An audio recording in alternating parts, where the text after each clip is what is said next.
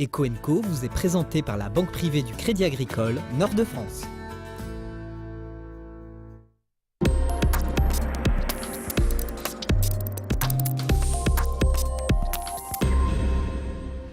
En deuxième partie d'émission, nous recevrons Emeraude Bensanoun. Elle est chef d'entreprise. Elle nous explique l'importance de la formation dès le début de l'élaboration d'un projet de création ou de reprise d'entreprise. Et puis, l'entreprise, toujours, elle peut conjuguer performance et engagement social. On appelle cela la RSE, la responsabilité sociale et environnementale de l'entreprise. Mode d'emploi avec notre expert. Bienvenue Grégory. Bonjour. Alors, une fois par mois, vous nous présentez l'un de vos adhérents à Serre France Nord-Pas-de-Calais. Alors, c'est qui, c'est où et c'est pourquoi? Alors, cette semaine, je vous propose d'aller à Aulnoy-Aymeries pour parler de RSE. Alors, pourquoi, avec les équipes, on souhaitait vous parler de RSE? Parce que c'est vraiment une démarche qui est en phase avec son temps, dans la protection de l'environnement, le respect de l'autre. Mais c'est surtout une démarche qui est crédible parce qu'elle intègre la dimension économique et le besoin de rentabilité des entreprises. Donc, les deux adhérents que je vous propose de rencontrer, c'est Virgile et Benoît. Ils ont créé une scope qui s'appelle Aux délices d'Aulnoy. Voilà. Et vous allez voir qu'on peut concilier performance, profit, développement et engagement sociétal de l'entreprise. Regardez. En août dernier, Virgile et Benoît ont lancé leur entreprise de portage de repas à domicile à Aulnoy-Aymeries. Ils ont entrepris une démarche éco-responsable qui regroupe les préoccupations humaines, environnementales et sociales d'une entreprise. Leur société respecte notamment des critères humains et sociaux. Elle s'adresse en priorité aux personnes âgées ou en situation de handicap. Donc on leur apporte les repas dans des bacs avec de la vaisselle qui est passable au micro-ondes pour qu'ils aient une plus grande facilité de manger. Et puis nos assiettes sont décorées d'une manière qui leur ouvre un petit peu l'appétit. Donc une livraison pour Madame de Waal. Ce jour-là, Virgile part justement livrer Chantal, retraitée. Et si elle est encore pleinement autonome, le portage de repas lui permet de gagner du temps. Plus besoin de faire les courses, les plats sont garnis et chauffés. Bonjour Madame de Waal. Bonjour monsieur. Comment allez-vous? Ça va bien, tout à fait. On sait que c'est des produits frais, sains, et puis bon, c'est bon. Déjà, le plaisir de ne pas faire la cuisine, d'être servi. Moi, c'est bien, voilà. De retour en cuisine, les deux jeunes hommes préparent les commandes suivantes. Les produits sont transformés sur place et respectent une certaine exigence. Principalement, c'est des produits de l'Avesnois. Donc, nous essayons de travailler avec des fournisseurs locaux, donc Aulnoy-Aymeries ou aux alentours. Et principalement des produits de qualité et équilibrés. Soutenus par la ville d'Aulnoy-Aymeries, Virgile et Benoît forment une SCOP. Ils sont salariés et co-dirigeants de l'entreprise. Une société coopérative où la dimension humaine a toute sa place. Alors, on parle de responsabilité sociétale de l'entreprise. J'ai entendu dans le reportage une entreprise éco-responsable. On peut donner une définition de tout ça? Oui, alors une entreprise éco-responsable, c'est une entreprise qui intègre la dimension environnementale dans ses fonctionnements. D'accord. Une entreprise qui est RSE, elle est éco-responsable, mais vous ajoutez la dimension sociale, c'est-à-dire on dit en général la prise en compte des parties prenantes de l'entreprise. Ah oui. Les clients, les fournisseurs, les salariés, les collectivités locales, comme on entendait dans le reportage, ou même les riverains, les voisins de l'entreprise. C'est ça une entreprise RSE. Alors, quel bénéfice une entreprise peut-elle tirer de cette démarche?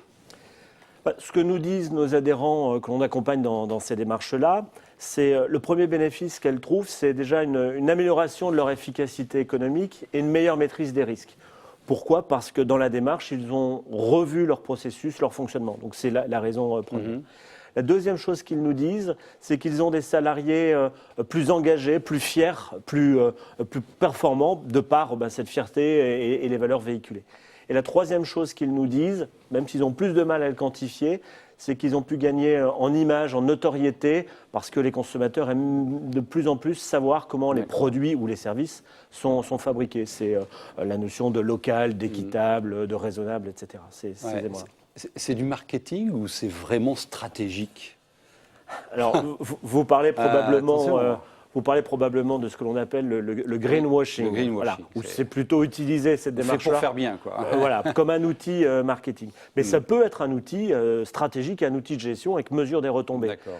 Moi, ce que j'ai envie de dire, c'est si on prend la démarche RSE comme un outil marketing, ben ça vous coûtera. Si vous le prenez comme un outil de stratégie, ça vous rapportera. C'est le message que je voilà veux passer. toute la différence. Alors, quel conseil on peut donner à une entreprise qui souhaite entrer dans une démarche RSE ? Déjà, on peut la rassurer, ce n'est pas forcément des investissements financiers lourds, parce que c'est essentiellement des changements de comportement dans l'entreprise. Le conseil que l'on donne, c'est démarrer par le fait de devenir éco-responsable. Donc c'est revoir ses consommations, ses déplacements, en optimisant ses tournées de livraison, ses déchets, les réduire, les optimiser. Voilà la première étape dans laquelle il faut rentrer. Ensuite, c'est ajouter la dimension sociale. Alors là, c'est compliqué de donner des exemples, parce que ça dépend vraiment des entreprises. J'en donnerai deux. Je vais dire, par exemple, avoir une politique d'intégration des travailleurs handicapés, ou alors, par exemple, d'avoir une politique d'achat responsable. Par contre, dans une démarche RSE, je dirais qu'il y a 3 conditions de succès. Rapidement, 1, les dirigeants vraiment engagés, convaincus. 2, se fixer des objectifs mesurables pour les faire progresser. Et 3, oser sortir de sa zone de confort.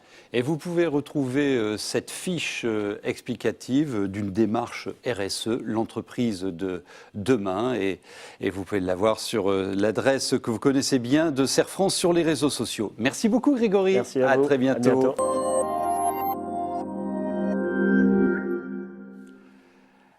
On enchaîne avec Emeraude Bensanoun. Vous êtes chef d'entreprise. Bienvenue. Vous vous présentez ? Oui, bien sûr. J'ai créé ma société en mars 2013. Prodjob Production. Exactement, une petite société de production de communication audiovisuelle qui effectivement s'adresse aux entreprises et pour leurs films en interne et aussi en développement personnel, en coaching postural. Et vous êtes installé sur la métropole lilloise. Bien sûr. Alors, quelle importance, vous venez de le vivre ça, quelle importance a la formation dans un parcours de création ou de reprise d'entreprise ? C'est important de démarrer avec une idée. Ça, c'est essentiel. Quand on a une idée, c'est à la portée de tous.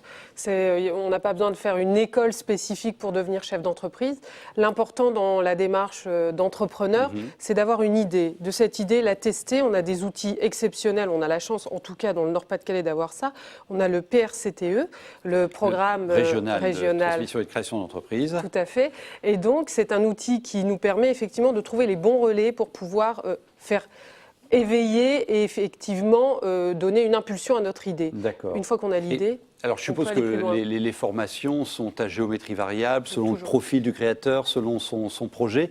Et vous êtes venue formatrice. On en parlera dans quelques instants, puisque vous avez suivi le parcours de formation au sein de l'association Audace. Et là, je vous propose de suivre le parcours de Franck, qui est un jeune créateur d'entreprise. Vous allez voir la pertinence de la formation. Il s'appelle Florent, il est photographe et depuis quelque temps, il aspire à créer sa société spécialisée dans l'événementiel. Depuis un mois, il suit une formation basée sur la création d'entreprises. Ce jour-là, il participe à une session collective de créativité. Objectif, échanger sur les différents projets entre futurs créateurs. Ma société est un créateur d'événements d'exception. Avec une session de créativité, je cherche à ce que le brainstorm général m'apporte des idées, c'est-à-dire que je vais me livrer à mes collègues de la formation. Eux vont me transmettre des informations en me disant « toi, tu es fait pour ça ». Et ça, c'est vraiment motivant parce qu'en se livrant, on reçoit des informations très très intéressantes de la part de personnes qu'on ne connaît ni d'Ève ni d'Adam au départ. On va faire un petit tour de table des phrases métiers. Comme Florent, ces porteurs de projets ont décidé d'intégrer une formation pour être accompagnés. Audace en fait partie. Cette association, créée en 2006, prépare ses futurs créateurs ou repreneurs à mener à bien leurs projets. On donne et on offre tous les outils qui permettent de créer une entreprise ou de reprendre une entreprise demain. Donc ça passe de l'étude de marché aux aspects comptables et financiers, au droit du travail, au statut juridique. Voilà. On donne toutes les armes pour que demain le créateur puisse se lancer. Dans quelques semaines, les porteurs de projets présenteront leur business plan devant un jury de professionnels.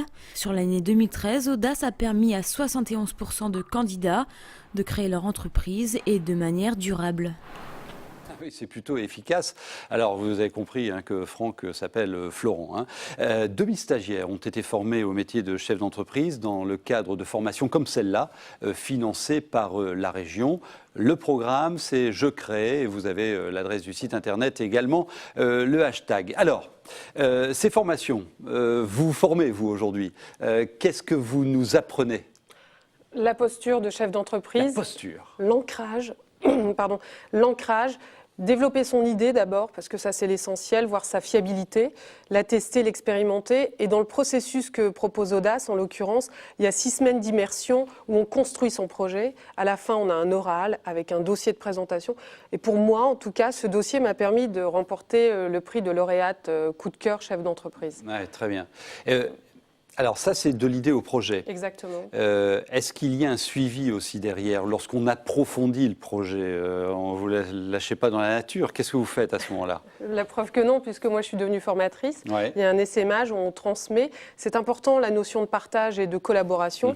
Et on fait en sorte que les audacieux puissent continuer à communiquer ensemble. On les renvoie, tout à l'heure je vous parlais du PRCTE, donc je crée un petit peu vers toutes les structures qui peuvent aller dans la continuité de fiabiliser le projet. Alors il y a des modules très précis, marketing, études de marché, communication, gestion d'entreprise et puis aussi tous les aspects juridiques, sociaux et fiscaux. Bon, vous êtes armés alors pour vous développer? Exactement, et on transmet, ça c'est important. Audace a vraiment cette compétence-là. Et bien sûr, il y a aussi d'autres structures comme les BGE aussi qui permettent des immersions et d'aller pendant une année travailler Et ces structures, merci Emeraude, ces structures, vous en avez les coordonnées sur le site Je crée. Je vous rappelle l'adresse. Et bonne chance à vous si vous avez un projet de création ou de reprise d'entreprise. À bientôt.